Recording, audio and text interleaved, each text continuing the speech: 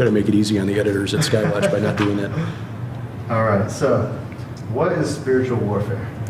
Spiritual warfare is really the engagement with the spirit realm, these principalities and powers that the Apostle Paul wrote about. I mean, he made it very clear in Ephesians chapter 6. That's the letter that he wrote to the church at Ephesus, which is in Turkey, where he said, we wrestle not against flesh and blood. His point is, we're not wrestling against or contending with human opponents, even though we may see people of a different political party or a different lifestyle choice or a different skin color as the enemy.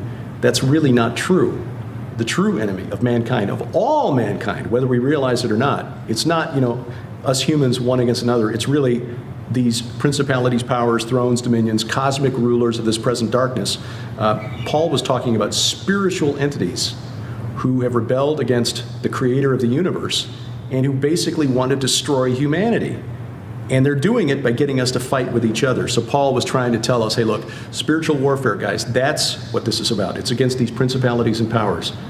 And it begins, for Christians, on our knees. It's hard because as humans, especially as men, we see a problem, we want to fix it. But we're operating in the natural realm, We've got our natural senses, we see a problem, we want to, and oftentimes that means fixing the person we disagree with. But that's not it. The enemy already wins if we already approach that other person with hatred. If we as Christians want to fulfill the one job Jesus gave us, which is to make disciples of all nations, we have to quit making ourselves a stumbling block between the people who don't know Jesus and him. All right. Well, you kind of answered the second question too, but maybe we can go a little bit deeper into it. What specifically are the principalities and powers that Paul speaks about? Are they? You said they're spirit beings. Now, are they? If you can just expand on that a little bit, maybe. The principalities and powers that Paul wrote about fall into a couple of different categories. I guess the easiest way to describe them would be fallen angels and demons. The difference between fallen angels and demons is a simple one. Fallen angels can manifest corporeally. We read in the Bible a number of times where angels interact with humans and do physical things.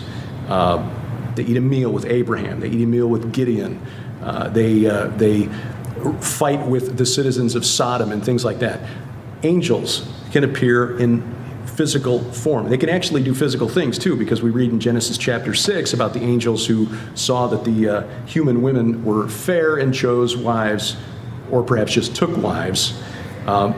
Demons, on the other hand, are totally spirit. They need to inhabit a physical body in order to interact with us in the physical plane. They can oppress us, which can be a feeling of depression or dread, anxiety, stress. In the worst form, most intense form, demonic possession is when they actually overwhelm and take over a human. It's probably not as spectacular as what we see in the films, but there are cases where it does, having talked to deliverance ministers or exorcists, it sometimes gets that spectacular, that gruesome, that dangerous, that frightening. But those would be the powers, principalities, thrones, dominions. The way Paul writes about them, there's got to be some kind of a hierarchy there, because those are terms that could also be applied to human figures of authority. But in the context that he wrote, it's pretty clear he's talking about inhuman entities. Absolutely. Spiritual forces, cosmic forces. We normally don't perceive them as humans, and it's probably best that we don't. In fact, God made it pretty clear to Moses that he didn't want humans trying to contact the spirit realm. Do not consult mediums. Do not talk to necromancers, because we as humans are not prepared for the interaction. We see a being that is indescribably beautiful, a being of light, and we assume he's one of the good guys. But as Paul warned his readers, even Satan appears as an angel of light. The demonic realm, the spirit realm, they really don't have anything to gain by literally scaring the hell out of us. They would rather lull us into a false sense of security. Amen, brother. Amazing. So are the 70 sons of God from the Deuteronomy 32 worldview the same gods worshipped worldwide from India to Peru? Yes. And the interesting thing about that number 70 is that it doesn't necessarily refer to a specific actual number.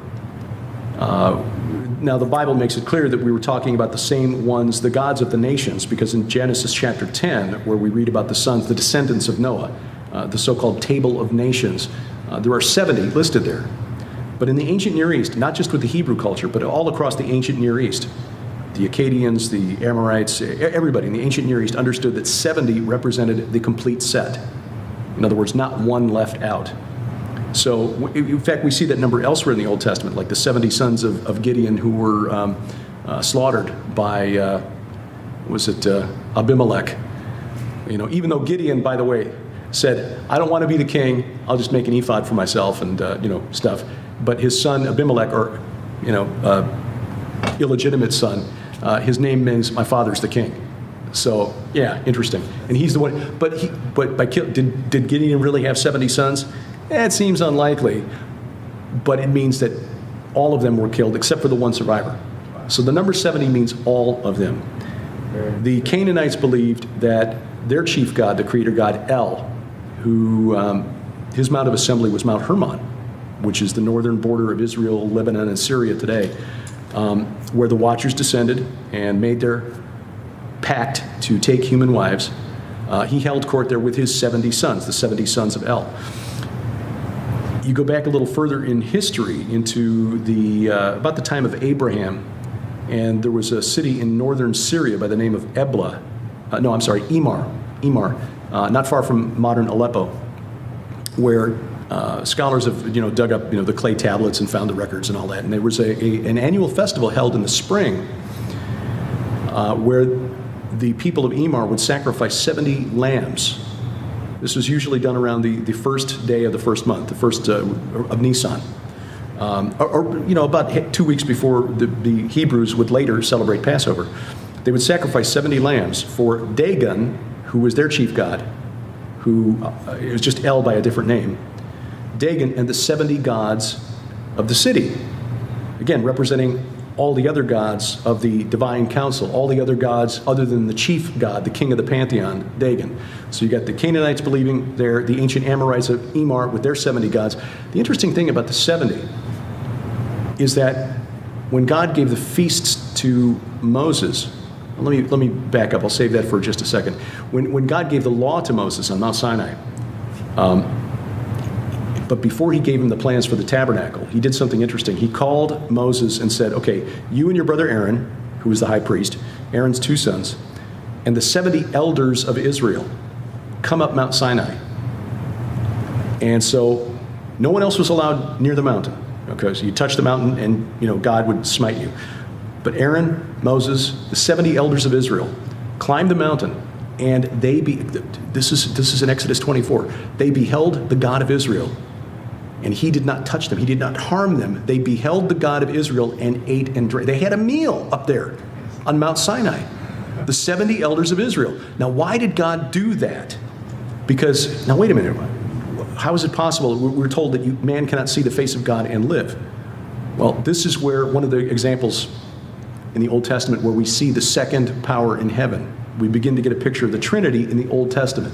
Yes, God the Father in all his glory, when he passed by Moses, who was in the cleft of the rock, could not see his face because it's overwhelming. But God in the flesh, we see the angel of the Lord in the Old Testament in a number of places. That is God in a form that humans can perceive. And he called these men up his holy mountain and had a meal. It was a symbol of what was going to happen. It's a symbol of what's going to happen when we are finally restored to the divine council, when God finally brings us back into the divine council, which we got kicked out of when Adam and Eve disobeyed.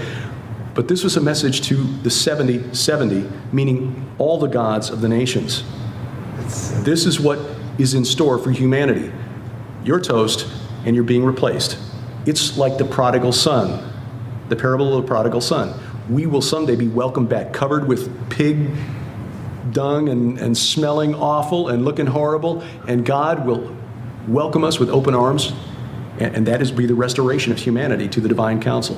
His message to the 70 gods, again, representing all the gods of the nations. Now, here's the thing. The Feast of Tabernacles in the fall, I wanted to talk about this in my time today, and without getting another hour, I couldn't get into it. The spring festival, this ancient city of Emar, pagan city, sacrificing 70 lambs in the spring, okay, around the time of the Passover, which is when Jesus was sacrificed, who John the Baptist called, "Behold the Lamb of God who takes away the sin of the world." Okay? Jesus was the perfect lamb to sacrifice.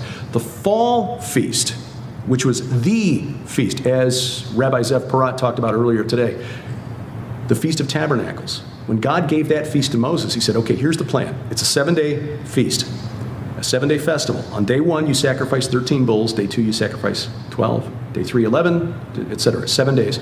Counting down by 1 each day, 70 bulls sacrificed. The bulls. In the ancient world, the bull imagery is connected to these pagan gods over and over again. El, chief god of the Canaanites, called Bull El. Kronos, chief god of the old gods of the Greeks, the Titans. His name comes from a Semitic word meaning horned one. And yet God, giving the feast to Moses, said, okay, here's what Passover, here's what the Feast of Tabernacles represents. Represents God delivering his people from all the other gods of the world, all the other gods of the nations. 70 bulls, the complete set, not one left out. They are sacrificed. God has delivered his people from the pagan gods, all the gods that God allotted to the nations of the world. And as Zeb pointed out, when Jesus came the first time, he was sacrificed as the lamb at Passover in the spring. When he comes back, it's Tabernacles time, where God delivers his people from the gods of the nations. It's beautiful. That's amazing. It's just mind-blowing.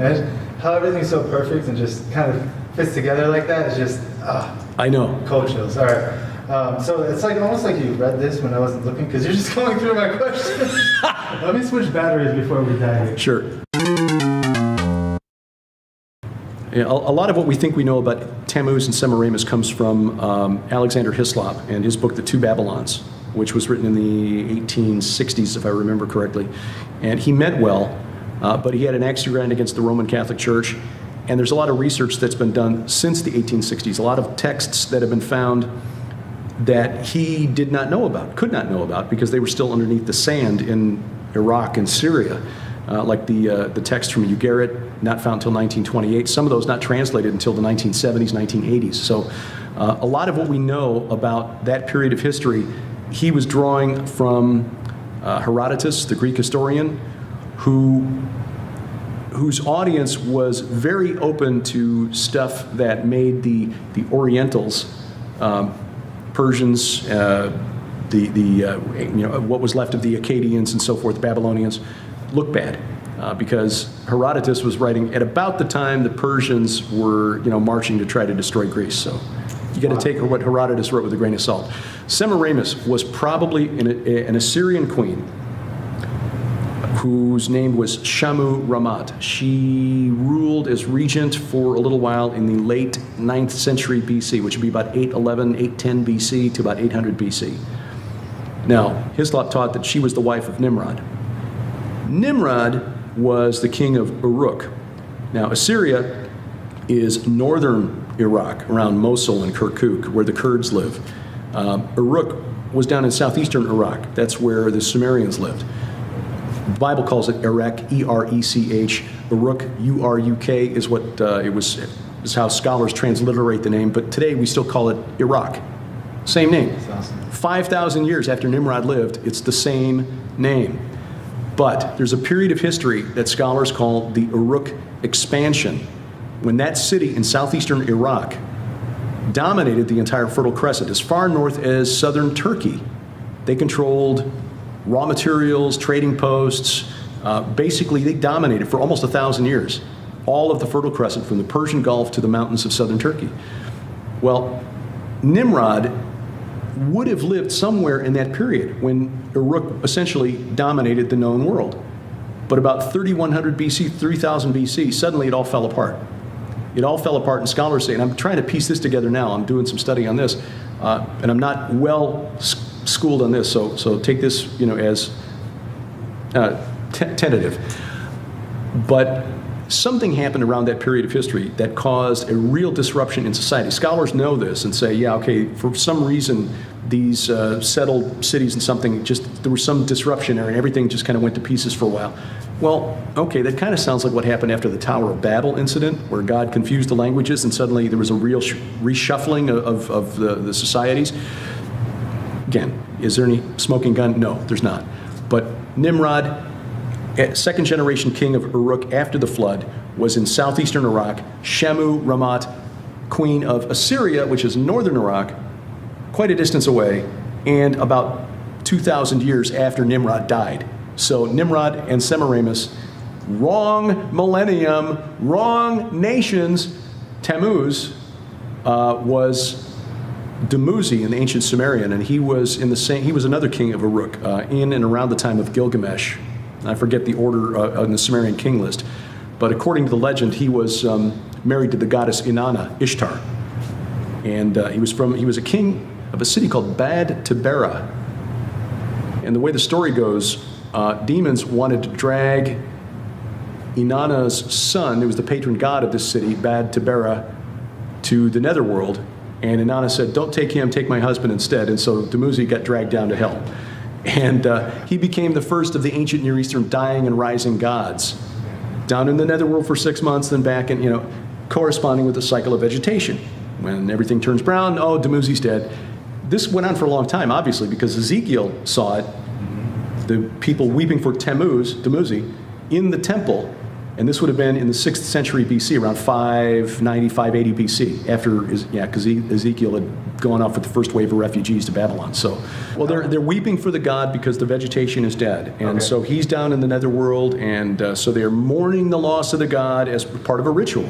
And then in the spring, when things begin to green up again, then everybody celebrates, and perhaps fertility rites. I've not studied this a lot. This took place at the Temple Mount.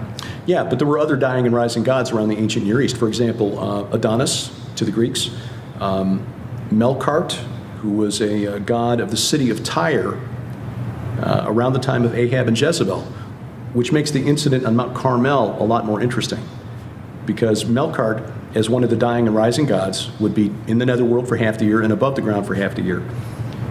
We know from a text found at the city of Tyre that there was a ritual performed similar to the drink offering, where you pour out water for the god.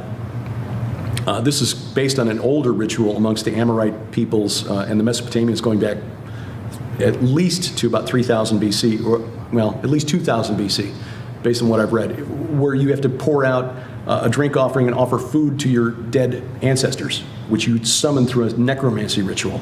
They had to do it every month on the 30th day of the month, when the night of no moon. That's kind of a side point here. There is a ritual today where people will pour their drink out for their dead friends. Is that a continuation, you think? It may well be. It may well be. In fact, in the ancient world, in Mesopotamia, it was considered so important that the pourer of water was an epithet or a name, a way of describing your heir. Your heir, your oldest son, would take over the responsibility for performing this monthly ritual, which is called the kispum, Kispum. You would have to lay out, it's not like kids laying out, cookies and milk for Santa Claus on Christmas Eve. This was a ritual where you had 3 parts, where you had a communal meal where the family would get together and eat. Then you would have the calling of the name, where you call out the names of the ancestors, and you have the food sitting out for them, and then the pouring of water. And so the heir who took over this responsibility would be the pourer of water. If a couple was childless, they would adopt an heir as the pourer of water. In some cases, they would make inheriting the estate of the soon-to-be deceased contingent upon him performing the ritual, because in ancient Mesopotamia, it was believed that if your descendants didn't perform the ritual correctly and set out the food and the drink, you were condemned to eat dust and clay for all eternity. Kind of like what God condemned Satan to when he kicked him out of Eden. You'll crawl on your belly eating dust and clay forever. Yeah. This is why Abraham was so freaked out. He was getting to an old age and he didn't have an heir. And here's an interesting thing. He said, Eleazar of Damascus is going to be my heir. Except that the word translated as Damascus, Ha Damasek, was probably wrong. According to a scholar I've read about this ritual, he said it was probably Ben Mesek, which means son of the cup. Son who pours out the water. Eleazar will have to be the son of the cup, and he's not even related to me. And then God gives him an heir, Isaac. But Abraham didn't know any better because the concept of Sheol and Abraham's bosom, all of that had not yet been revealed to the prophets. God was teaching Abraham where he was and taking him from there. Now, this hydrophory, this Yarid ritual was known even perhaps as far back as the time of the Watchers on Mount Hermon. A scholar named Edward Lipinski, very famous, they call him Orientalist, specialist in the ancient Near East, did a very important paper about El and the abode of El, the Canaanite creator god, Mount Hermon. The explorer Sir Charles Warren in 1869 climbed Mount Hermon. In September of 1869, he found that he found an ancient temple dated to the Greek period. So, after Alexander the Great conquered the Levant, a temple with a stone there. It was like 4 feet high, 18 inches wide, 12 inches thick, granite or limestone. And inscribed on it were the words in Greek, "Those who, by the order of the Most High and Holy God, those who swore an oath proceed from here."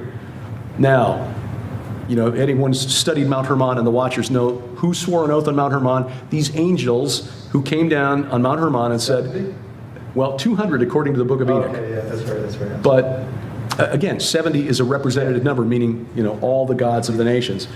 But these 200 were condemned to Tartarus afterward. Those are the prisoners that Jesus proclaimed to in 1 Peter 3:19. When he was dead in the flesh but alive in spirit, went down and proclaimed to the prisoners.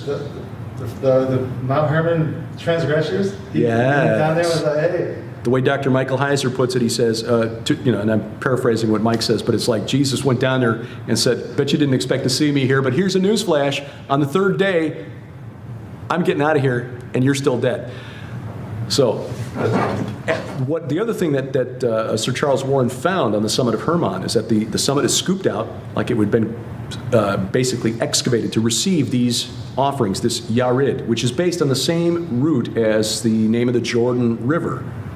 You remember that when you transliterate from Semitic or Hebrew to English, the Y becomes a J. It means to come down, to pour out. The Jordan River comes down from Hermon to the Sea of Galilee. So this ritual where you pour out this water may have been performed on the summit of Hermon. And what Edward Lipinski, the scholar, wrote was that Warren also found on the summit this low stone wall that forced you to circumambulate to the summit as you walk up to it, which is similar to the ritual that's been performed down to this day in Mecca, where you have to circumambulate the Kaaba with the Kaaba always on your left. Well, that's exactly how you had to.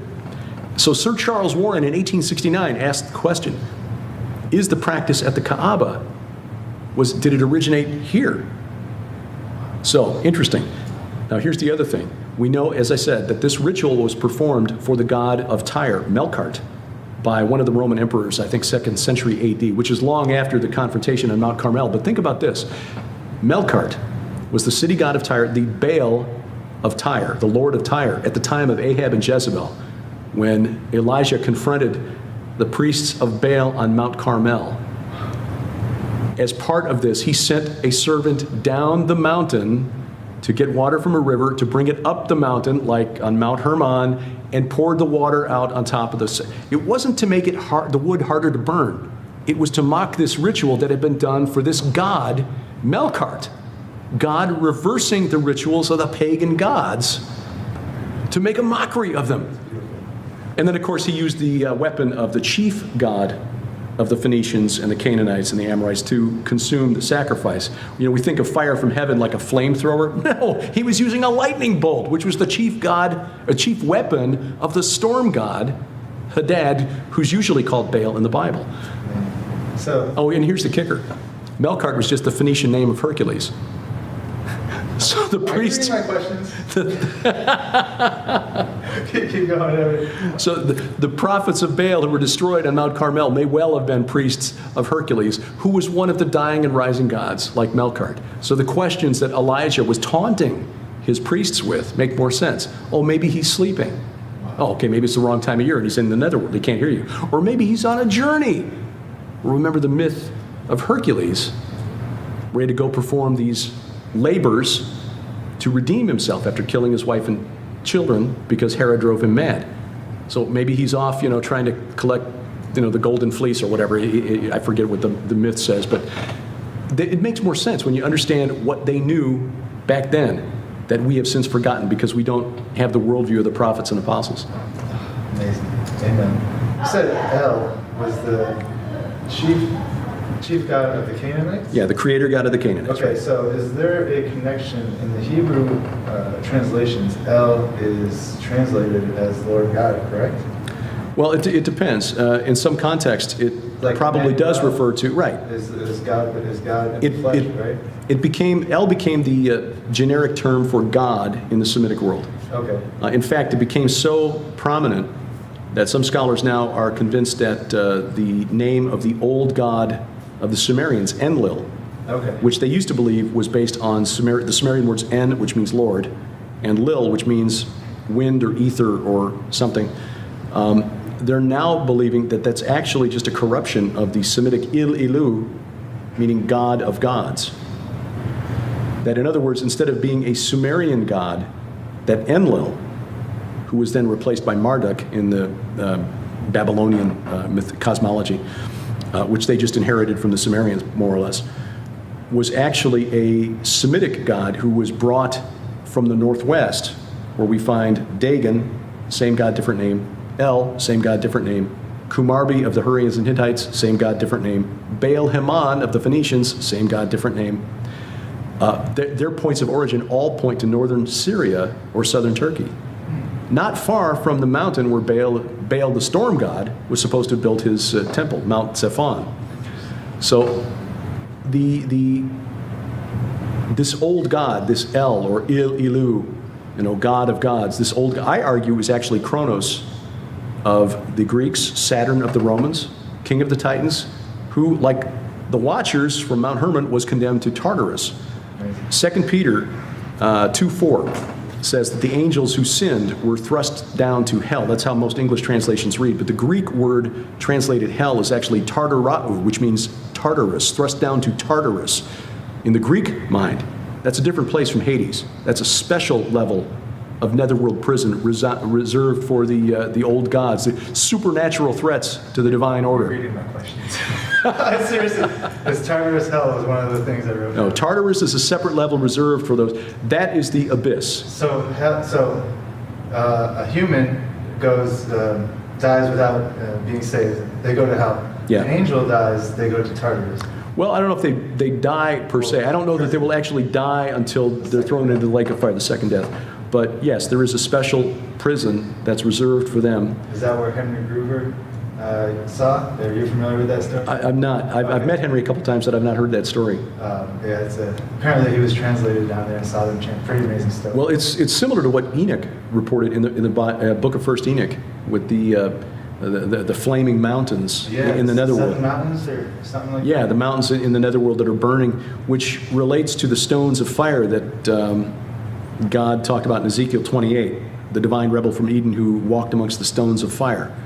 Are they separate entities, or is that Lucifer disguising himself? Is Lucifer Baal, pretty much? Well, I argue that Lucifer is Baal, and it's mainly because of the connections we see in the Bible. In Isaiah 14, Lucifer, which is really kind of a mistranslation. The Hebrew is Halel ben Shachar, which means light bringer, son of the dawn. Shachar was actually a deity in the Canaanite religion, dawn. But when Jerome translated the Bible into the Latin, the Vulgate translation, he used the Roman, or the Latin equivalent of light bringer, lux ferus, light bringer. And we English speakers have just sort of adopted that as a personal name, Lucifer. Well, again, it really just means light bringer.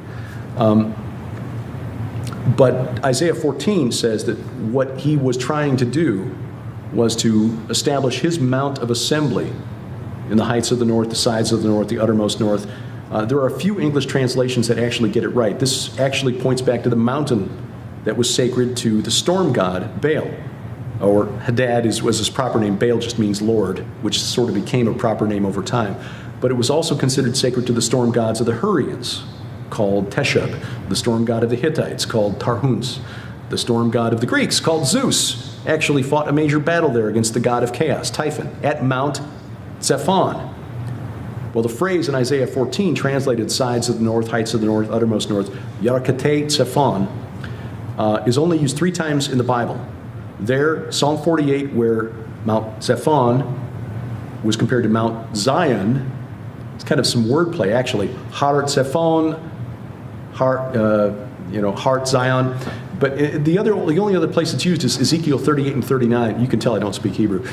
Ezekiel 38 and 39, and Ezekiel identifies that as the place from which Gog of Magog will bring his troops. You will come from the uttermost north. Yeah, you will come from Yarkate Zephon, Mount Zephon. Now, here's an interesting thing.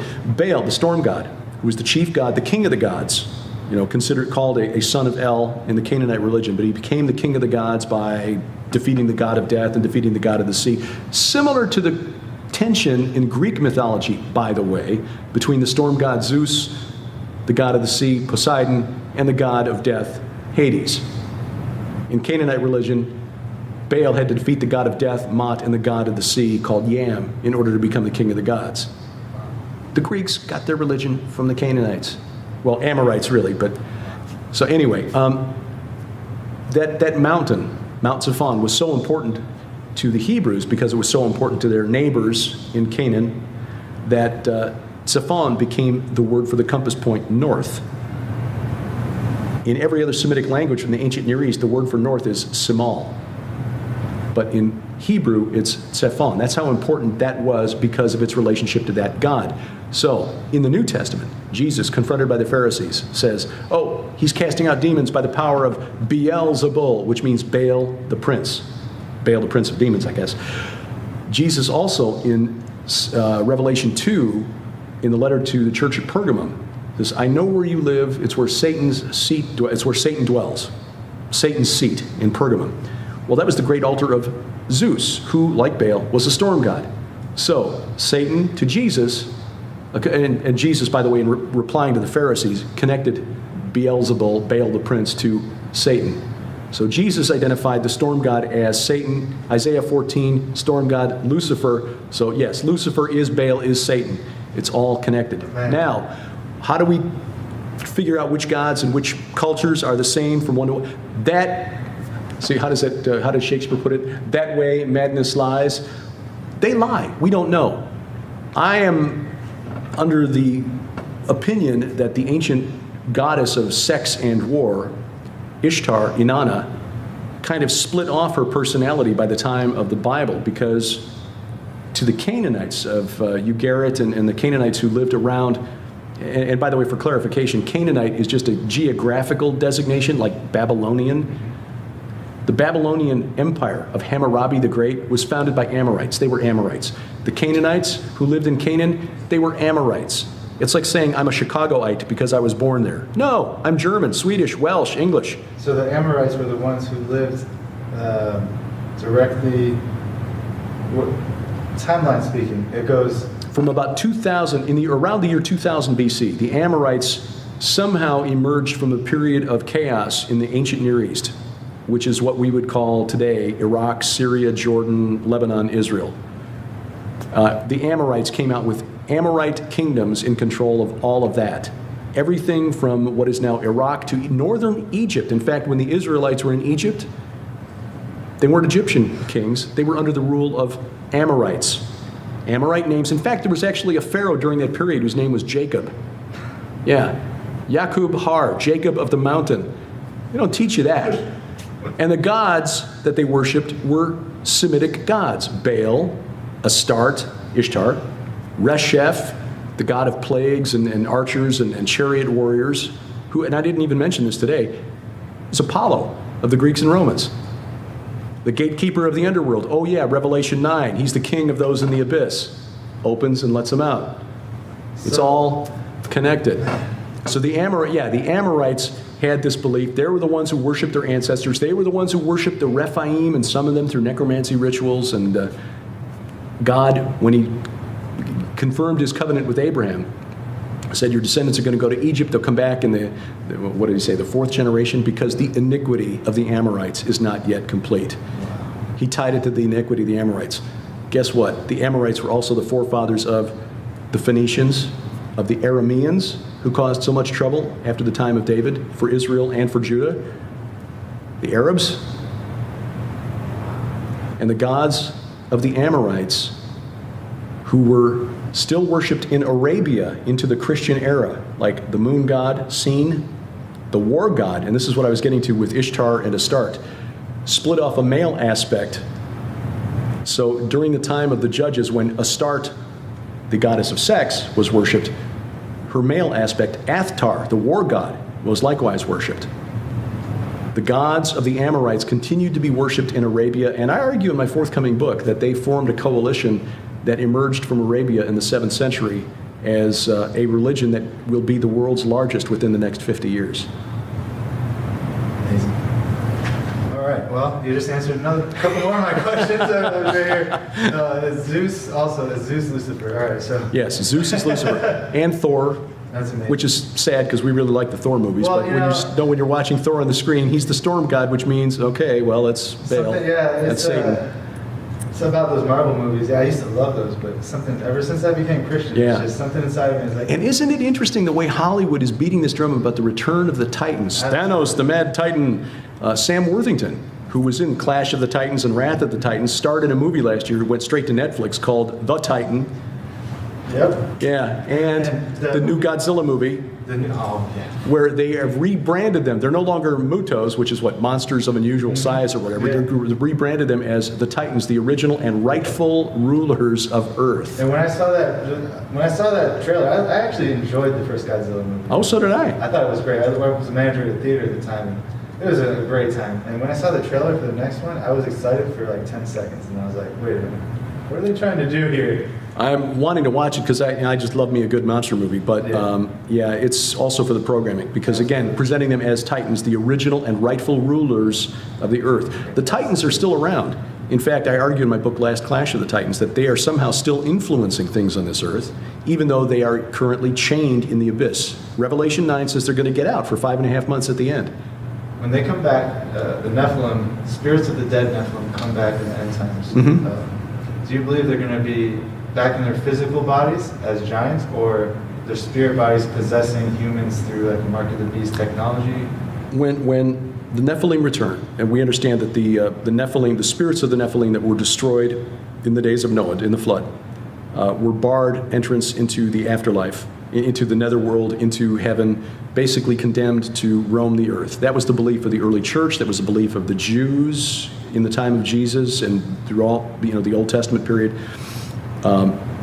It wasn't until Augustine in about the 5th century that belief went away. He also basically turned the church away from believing that the Nephilim had been created at all. Ezekiel, though, saw it. And this is the thing.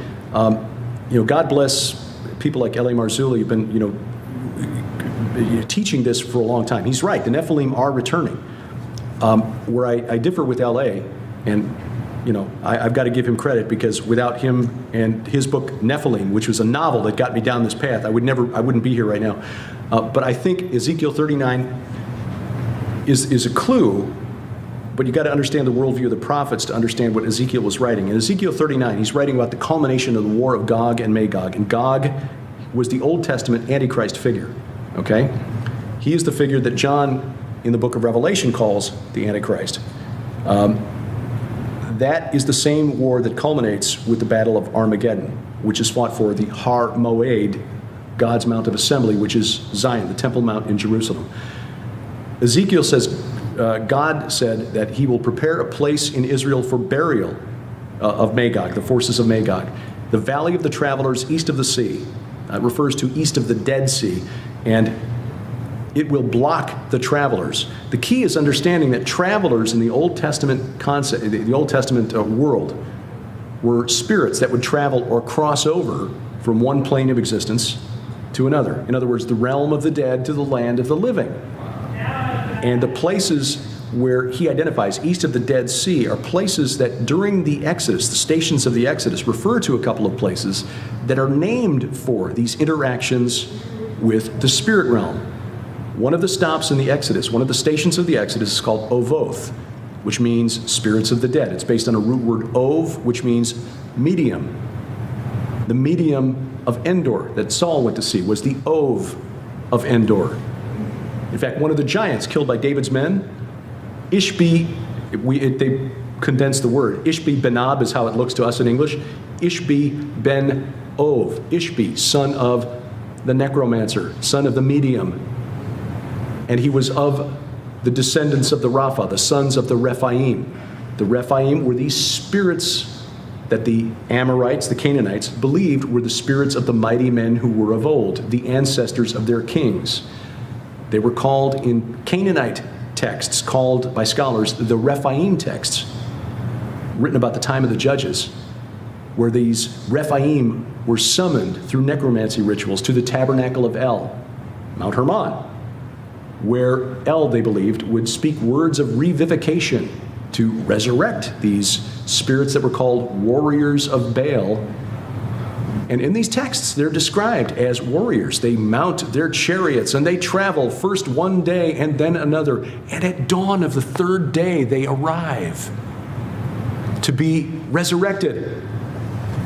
Like Jesus, who went down and preached and proclaimed to the spirits in prison until dawn of the third day, when he arrived, except that he really was resurrected. And Ezekiel, in Ezekiel 39, says, this is where these travelers will be buried. Another one of the stops on in fact, the mountain where Moses was led by God to get his only view of the Holy Land, the Promised Land. Climb this mountain of the Avarim. In Hebrew, that means travelers. Mount Nebo is the mountain of the travelers. It's right there across from Jericho in the plains of Moab. And that's where this demonic army will fall. Now, I believe that the Nephilim will return. I believe they're going to be the demons who possess a human army. I think by this point the restrainer will have been removed. The church will be removed. So I pray I'm right, that we won't be here for that day, because that's the day of Armageddon. And when this demonic army comes against Jerusalem to try to claim God's Mount of Assembly, just like Lucifer in Isaiah 14, I will establish my Mount of Assembly on Mount Zaphon, raise himself above the stars, the angels of God. On that day, when God personally takes the battlefield, which Ezekiel describes, the travelers will be destroyed. And interestingly, in that verse in Ezekiel 39, he says, then the world will know I am the Holy One in Israel. That phrase is similar to one that we see in the Old Testament many times. The Holy One of Israel. Ezekiel 39, after he destroys the Antichrist army in the Battle of Armageddon that ends the war of Gog and Magog, he becomes the Holy One in Israel because he's on the battlefield. So yes, that is when, the Nephilim have always been here. If they're the spirits of those who died in the flood 6,000 years ago, they've always been with us, because demons have always been with us. But on that day, they will be inhabiting the bodies of I believe, this army that comes against Israel. It will literally be an army of the evil dead. Like the ultimate zombie apocalypse. God puts a stop to it. And what does it mean when Ezekiel writes in Ezekiel 39:11, it will block the travelers?